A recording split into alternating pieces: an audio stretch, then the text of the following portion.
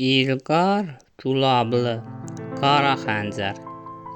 Şahna sənin vətənin xaradır. Rusiya Azərbaycanı işğal eləyən, sənin xalqını əsarət altında saxlayan Rusiya, sən elə şeyləri bilməzsən. Çünki sən Amerikan imperializminin nökərisən. Sən burjua başkəsənisən. Sən öz zəhməti ilə yaşayan, əməksevər fəhlə sinifinin düşmənisən. Sənin üzündən fəhlə sinifi həmişə əziləcək. Burjua sinifi kasıb fəhlələri və kəndliləri həmişə istismar edəcək. Sənin və sənin kimilərin üzündən kasıb uşaqlar həmişə yaxşı məktəblərdə oxuya bilməyəcək.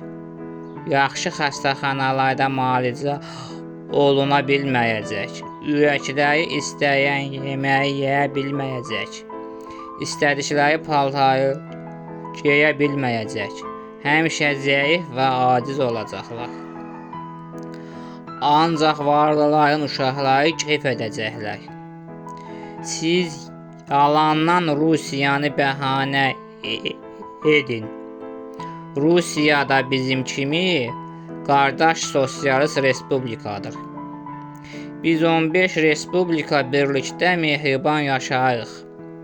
Rus, Belarus, Ukraynalı, Azərbaycanlı, Erməni, Gürcü, Latviyalı, Litviyalı, Eston, Mallavan, Özbək, Türkmən, Qazax, Qırğız, Tacik, hamımız vahid Sovet ailəsiyik. Rusiya bizim ölkəmizi işğal etməyib, əksinə bizi İngilis əsarətindən azad edib. Sovetlər olmasaydı, Musavat Azərbaycan neftini İngilisə müftə verirdi. Azərbaycan o vaxt İngiltərənin əsarətində idi. Arvad kimi mini yubka geyinən, dizi açıq İngilis kişiləri Bakıda ağalıq edirdilər. Azərbaycanın fəhlə sinifi İngilis burjuaziyasının nökəri olacaqdı. Rusiya bizi İngilislərdən azad etdi. Sən İngilislərin adamısan, onların istəyi ilə bizim adamlarımızı öldürmüsən. Hə, mən Amerikan İngilis imperialistlərinin nökəriyəm. Düz deyirsən. Sənin o bəyənmədiyin Amerika və İngiltərə olmasaydı, indi biz maşın yerinə at arabası ilə gəzirdik. İşıq yerinə çıraqla otururduq. Televizor yerinə nağıllar oxuyurduq. Telefon yerinə məktub yazırdıq. Bizə hər şeyi verən sənin o bəyənmədiyin qərb dünyasıdır. Çünki qərbdə kapitalizm quruluşu hökm sürür. Rusiyanın özündə də Amerika və Avropa istehsalı olan əşyalar istifadə olunur. Onları Amerikanın və Avropanın proletariatı istehsal edir. Rusiyanın proletariatı niyə istehsal edə bilmir? Çünki proletariat öz başına heç bir şey istehsal edə bilməz. Proletariata güc verən burjua sinifidir. Burjua sinifi olmasa proletariat öz başına heç bir iş görə bilməz. Çünki proletariat sadəcə maaş üçün işləyir. Burjua isə milyonlar qazanır. Burjua nə qədər çox qazansa, o qədər proletariat çox maaş alacaq. Sosializm cəmiyyətlərində isə proletariat burjua üçün yox, dövlət üçün işləyir.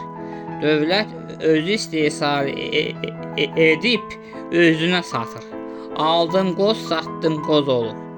Ona görə də proletariat üçün yaxşı işləməyə həvəs olmur.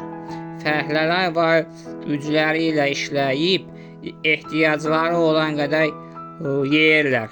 Bu proletariatı daha da pis vəziyyətə qoyur. Sosializmdə fəhlələr daha çox istismar olunur. Sosializm dövlət feodalizmidir. Amerikada fəhlə işləyib gələcəkdə milyoner ola bilər. Amma SSR-də isə fəhlə ömür boyu fəhlədir.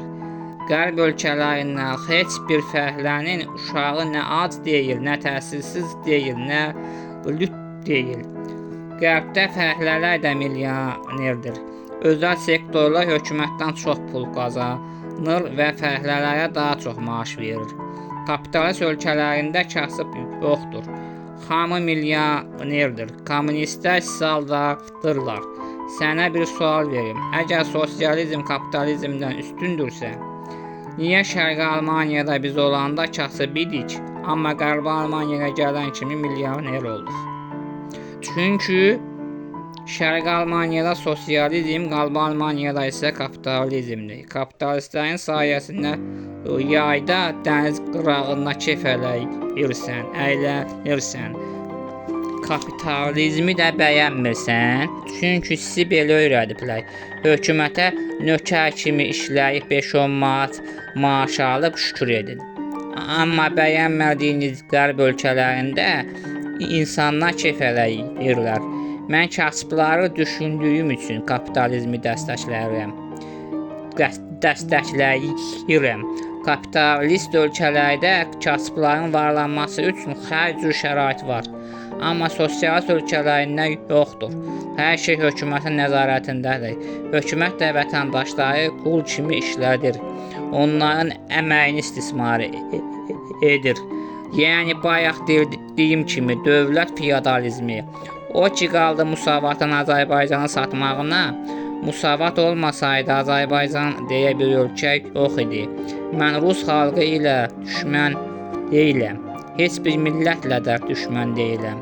Mən sadəcə Rus xalqı başda olmaqla 15 xalqı əsarətdə saxlayan SSR adlanan xalqlar həbsxanası ilə düşmənəm.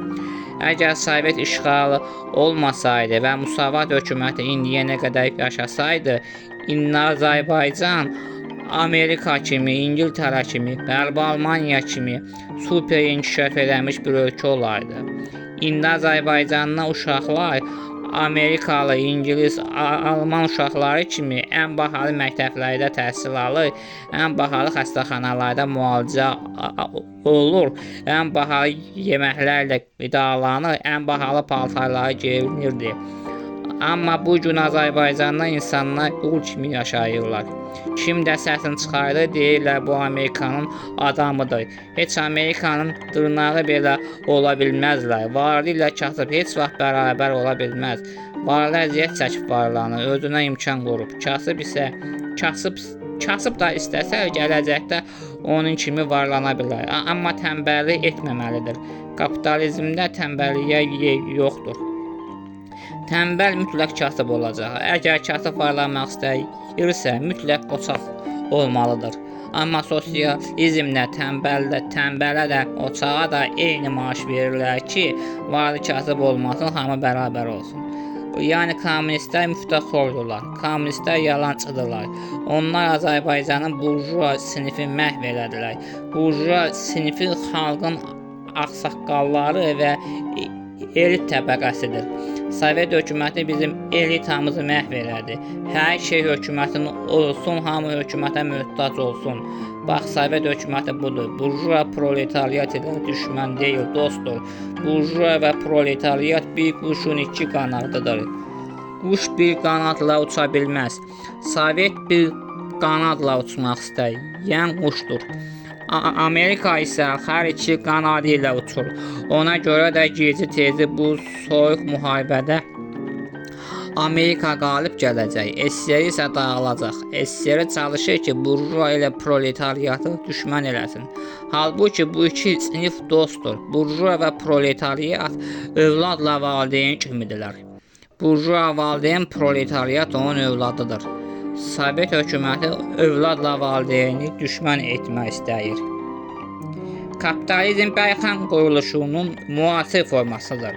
Siz demokratiya adı altından insanları aldadırsınız. Cəmiyyəti bölürsünüz.